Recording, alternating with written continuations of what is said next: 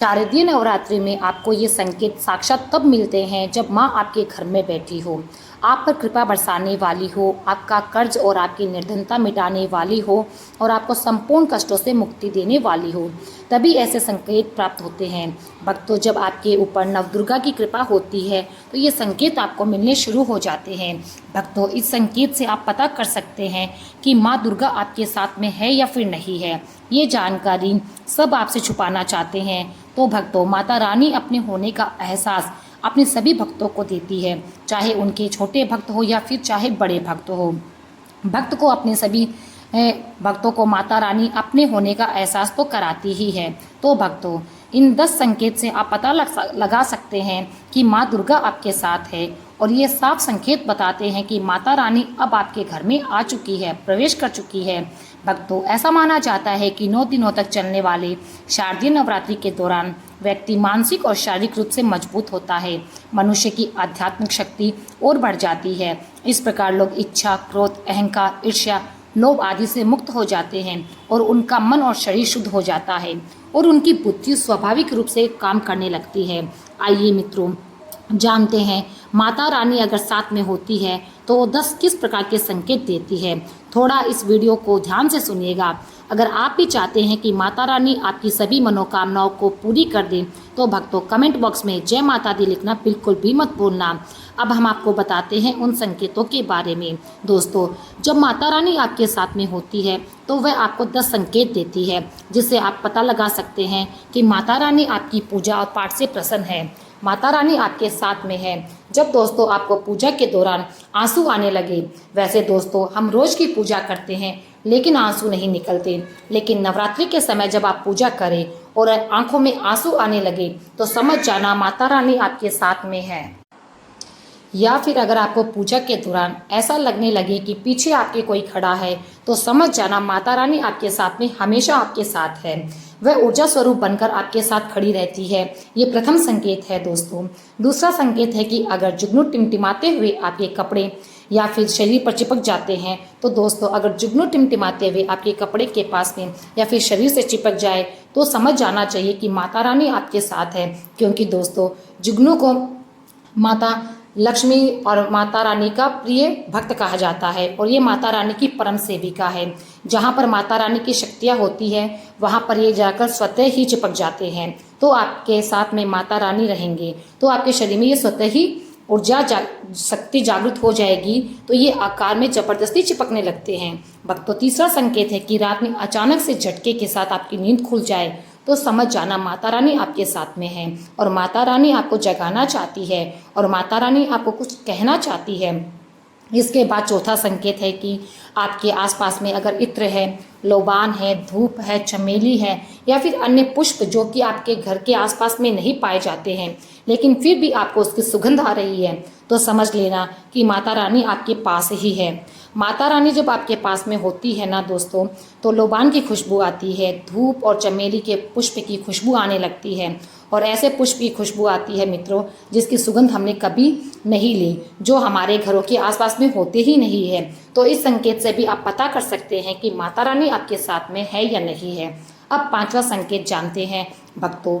यदि आपको नवरात्रि के दौरान अगर आपको स्वप्न में कोई छोटी कन्या दिखाई दे, क्योंकि छोटी कन्याओं को देवी का ही स्वरूप माना गया है, तो नवरात्रि में अगर आपको छोटी कन्या दिख जाए या फिर लाल वस्त्र दिख जाए, लाल कलर का झंडा दिख जाए तो समझ जाना चाहिए कि माता रानी आपके साथ में है। इसी के साथ अगर ज्योति बत्ती जलाते समय अगर एक खास आकार ज्योत बत्ती में बनने लगे तो भी समझ जाना चाहिए कि माता रानी आपके साथ है। मित्रों, माता रानी नवरात्रि में ये संकेत अवश्य ही अपने भक्तों को देती है। ये तो अभी आपने जान ही लिया कि माता साथ है या नहीं, ये संकेत तो आपने देख ही लिए, लेकिन अभी हम ये जानेंगे कि तब कौन से संकेत मिलते हैं जब माता रानी हमारे घर में विराजमान हो चुकी हो। तब कैसे पहचानेंगे कि माता रानी हमारे घर में रहती है या नहीं। तो भक्तों, इस बारे में भी आपको मैं विस्तार से बताती हूँ। आप इन संकेतों से पता लगा सकते हैं कि माता रानी आपके घर में प्रवेश कर चुकी है और फिर माता रानी आपके घर में आ जाए तो जल्दी ही आपके दुखों का नाश कर देगी। आपके सारे दुख कष्ट कट जाते हैं और आपके दिन दुगनी और रात चौगुनी तरक्की होने लगती है। आपको मनोवांछित फल मिलने लगता है। अधिकतर लोग जब माता रानी उनके घर में आती है, प्रवेश करती है, तो उन्हें पता नहीं होता कि माता रानी कब घर में प्रवेश कर गई और कब घर से चली गई। भक्तों, इन लक्षणों से आप पता कर सकते हैं कि माता रानी आपके घर में आ चुकी है। फिर भक्तों, आपको क्या ऐसा करना है कि आपकी कोई भी मनोकामना तुरंत पूरी हो जाए, वह भी हम आज आपको इस वीडियो में बताएंगे। अगर आप वह कार्य करते हैं तो इससे फिर तत्काल आपकी मनोकामना पूर्ण होने लगती है। माँ दुर्गा चैतन्य होती है, इसलिए इन दिनों में की गई सच्ची भक्ति का परिणाम माता दुर्गा हमें तुरंत देती है। और इस समय गलत कर्म करने से चैतन्य होने के कारण माता रानी अगर हम पूरा काम करेंगे तो पूरा परिणाम भी हमें तत्काल ही दिखा देगी, दंडित भी करेगी। तो भक्तों, नवरात्रि के पूरे 9 दिन हमें पूर्ण रूप से सात्विक विचार से रहना चाहिए। हमें 9 दिनों तक कपट, छल और द्वेष आदि का परित्याग कर देना चाहिए। माँ दुर्गा जिस घर में आती है उस घर को तीर्थों से भी ज़्यादा पवित्र एवं शुद्ध कर देती है। वहाँ रहने वाले सभी लोग की बुद्धि भक्तिमय बन जाती है और घर एकदम शांत वातावरण बन जाता है। आप भी अपने घर में चेक करना, अगर ये 10 में से कोई भी संकेत आपको मिलने लगे तो समझ जाना माता रानी अब आपके घर में प्रवेश कर चुकी है। तो फिर जान लेते हैं उन संकेतों के बारे में। संकेत बताने से पहले अभी तक आपने हमारे वीडियो को लाइक नहीं किया तो वीडियो को लाइक कर दीजिए और चैनल को सब्सक्राइब करके रख लीजिए। दोस्तों, कई बार माता रानी हमारे घर में प्रवेश करती है, विराजमान हो जाती है, लेकिन हम अपनी मूर्खता के कारण उसको पहचान नहीं पाते हैं और माता रानी के लिए कुछ नहीं कर पाते हैं। जबकि जब भी माता रानी प्रवेश करे तो आप अपनी मनोकामना शीघ्र पूरी करवा सकते हो। तो भक्तों, आज इन संकेतों को जान ही लेते हैं कि माता रानी हमारे घर में प्रवेश कर चुकी है। इन संकेतों को समझ लेते हैं।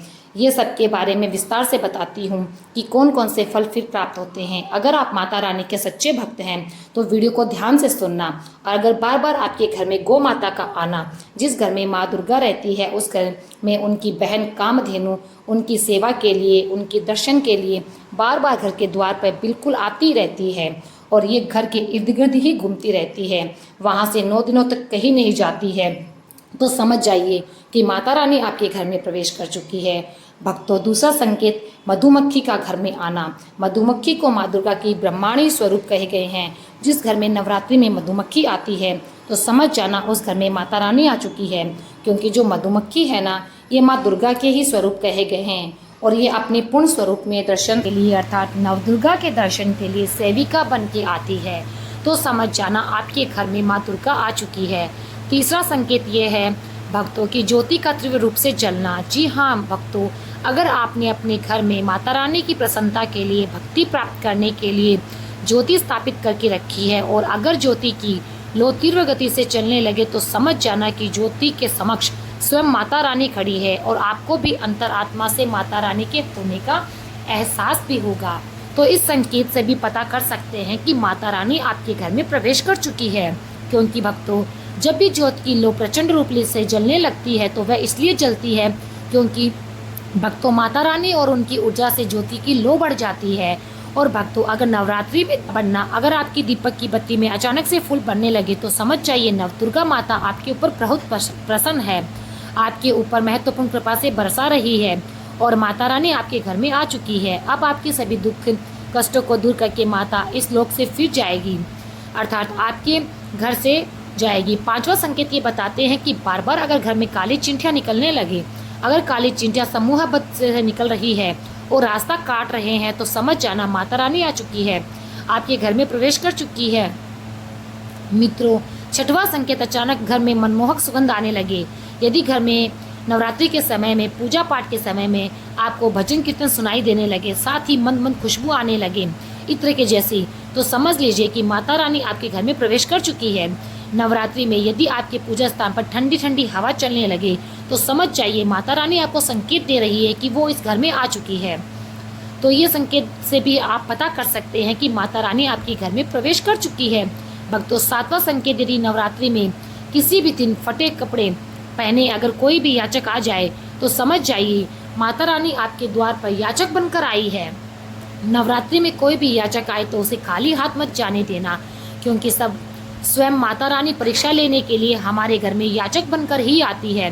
तो मित्रों, नवरात्रि पर इस बात का विशेष ध्यान रखना कि अगर कोई भी याचक आपसे कुछ मांगने के लिए आए, कोई भी कन्या आपके घर कुछ मांगने के लिए आती है तो उसे खाली हाथ मत जाने देना। भक्तों, अगर नवरात्रि में घर के मंदिर में छिपकली का दिखना माँ लक्ष्मी के आगमन का बहुत बड़ा संकेत माना जाता है। माता रानी के प्रवेश का ये सबसे बड़ा संकेत माना गया है। मान्यता है कि इससे माँ लक्ष्मी की कृपा बनी रहती है और धन लाभ होने के साथ कई शुभ समाचार भी मिलते हैं। लेकिन नवरात्रि के दौरान सबसे ज़्यादा महत्व होते हैं कन्या पूजन का। भक्तों, माना जाता है कि व्रत और उपासना से माता रानी इतना प्रसन्न नहीं होती जितना कि कन्या पूजन से होती है। नवरात्रि में छोटी छोटी कन्याओं को माता रानी का स्वरूप माना जाता है। कन्याओं को भोग लगाया जाता है, उन्हें प्रसन्न किया जाता है और बदले में आशीर्वाद मांगा जाता है। कन्याओं को प्रसन्न करने के लिए आप उन्हें उपहार में देती हैं, कुछ भेंट देती है। माना जाता है कि अगर कन्याओं को कोई भी भेंट दी जाए और वे उसे खुशी खुशी स्वीकार कर ले तो इसका मतलब है कि माता रानी अर्थात माता वैष्णव ने आपकी भेंट को स्वीकार कर लिया है।